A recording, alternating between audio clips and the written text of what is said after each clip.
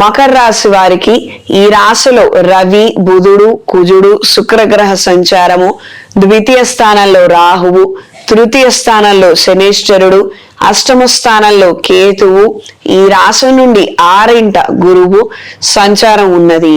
చేసే ప్రతి కార్యక్రమంలోనూ వీర పోరాటం చేయగలుగుతారు. తద్వారా మంచి పరిణామాలు ఏర్పడతాయి, మంచి ఫలితాలను పొందగలుగుతారు. ఒకానొక ప్రాజెక్ట్ కావచ్చు, ఒకానొక కాంట్రాక్ట్ కావచ్చు, సరైన సమయానికి దక్కించుకోగలుగుతారు. తద్వారా వచ్చే ఫలితాలు ఇప్పటికిప్పుడు కంటికి కనిపించకపోయినా రాబోయే రోజుల్లో పొందగలుగుతాము అన్న ఒక ఆశ, ఒక శుభవార్తని వినగలుగుతారు. దూర ప్రయాణాలు చేయగలుగుతారు. కుటుంబ పరమైనటువంటి అంశాలలో మంచి పురోగతిని సాధించగలుగుతారు. సహోదరి వర్గం నుండి సహాయ సహకారాలను పొందగలుగుతారు. ప్రత్యేకంగా రాబోయే రోజుల్లో శుభకార్యాలు ఉన్నవారు కలిసిమెలిసి ఉండే ప్రయత్నం చేయండి. అవతల వాళ్ళలో లోపాలు వెతకడం కావచ్చు, ఇతర ఏదైనా కానీ నెగిటివ్ ఏదైతే ఉందో అది పక్కన పెట్టండి.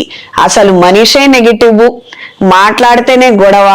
అయితే వీళ్ళకి కాస్తంత ఎక్కువ మర్యాద ఇచ్చి పక్కన మర్యాదగా కూర్చోబెట్టండి. అంతేగాని కాలు దూసే ప్రయత్నం మాత్రం చెయ్యొద్దు. మీ వైపు నుంచి తప్పు లేకుండా అప్రమత్తంగా ఉండండి. మగ పెళ్లివారు కావచ్చు, ఆడపెళ్లివారు కావచ్చు, ఎప్పుడైనా కలిసిమెలిసి ఉండి ఒక శుభకార్యాన్ని మనం గట్టెక్కించగలిగితే తద్వారా భవిష్యత్తు బాగుంటుందన్న విషయాన్ని గుర్తుంచుకోండి. అనవసరమైనటువంటి గొడవలు కావచ్చు, చికాకులు కావచ్చు, ఇవి పంతాలకి పట్టింపులకి మాత్రం వెళ్ళవద్దు. ప్రత్యేకంగా మీ దగ్గరకు వచ్చి మీకు నూరి పోసే వాళ్ళు ఉండవచ్చు. అందుకని ఈ మాట చెప్పడం జరిగింది. ఏ విషయాన్నైనా సరే ఆలోచించి నిదానంగానే వ్యవహరించండి. ఆవేశంతో మాత్రం మాట్లాడద్దు, నిర్ణయాలు చెయ్యొద్దు. సొంత అభీష్టం మేరకు ప్రేమించినటువంటి వ్యక్తితో వివాహం కోసం చేసే ప్రయత్నాలు సానుకూలపడతాయి. కొన్ని సుదూర ప్రాంతాల నుండి విశేషమైన సమాచారాన్ని పొందగలుగుతారు. స్నేహితుల ద్వారా, బంధువుల ద్వారా పెట్టుబడుల గురించి, కొన్ని నూతన ప్రయత్నాల గురించి, వ్యాపారాల గురించి అనుకూలమైన మార్పులు ఎక్కువగా ఉంటాయి. ఈ రాశిలో జన్మించిన స్త్రీలకు దూర ప్రయాణాలు కలిసొస్తాయి.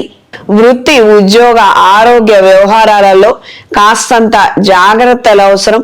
ఈ డ్యూరేషన్ లో మీ నుంచి డిమాండ్స్ ఎక్కువగా ఉంటాయి.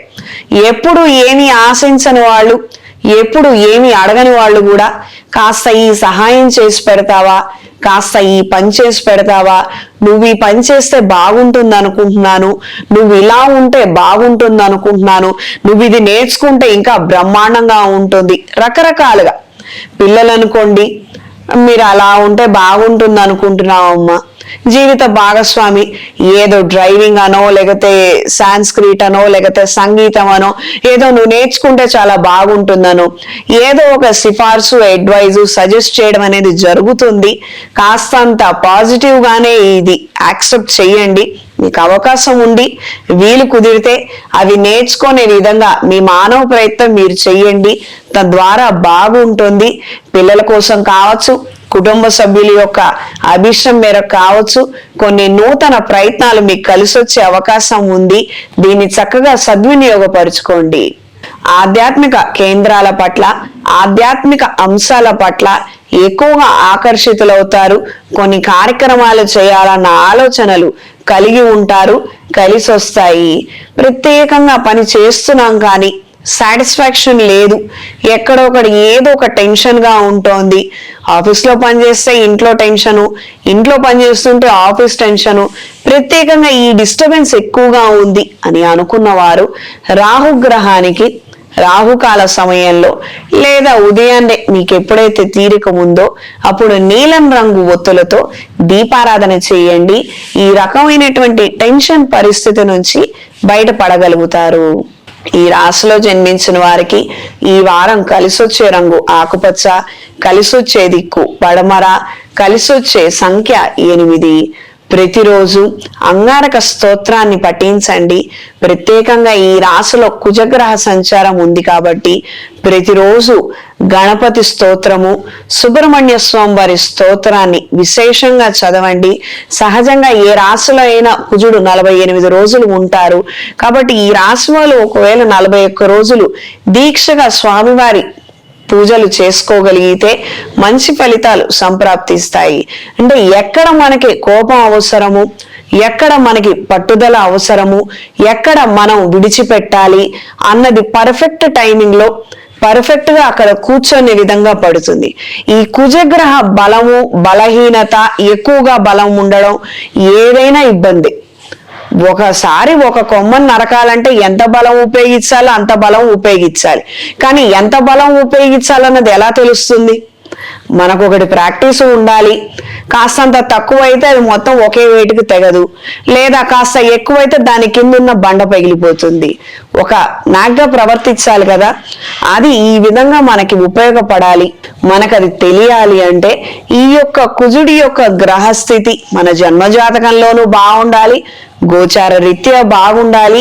ఈయన ఇచ్చేటువంటి ఎనర్జీ అది మనకి సరైన సమయానికి సరైన మోతాదులో ఉండాలి. ఇది కరెక్ట్ గా ఉంటే వ్యవహార రీత్యా కావచ్చు, అభివృద్ధి రీత్యా కావచ్చు, అనుకూలంగా ఉంటుంది, అద్భుతంగా ఉంటుంది. ఈయనొక్కడు బాగుంటే చాలు, అన్ని నెట్టుకు రాగలుగుతారు. ఇది గ్రహించి మెలగండి.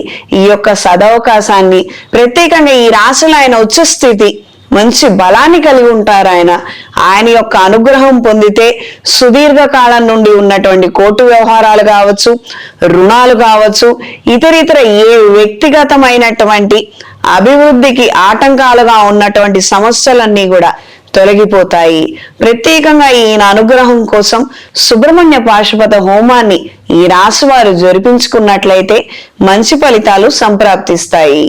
టెన్షన్స్ ఎక్కువగా ఉన్నవారు, ఆడవాళ్ళైతే గనక ప్రతిరోజు సుబ్రహ్మణ్య స్వామి వారి స్తోత్రాన్ని పఠించండి.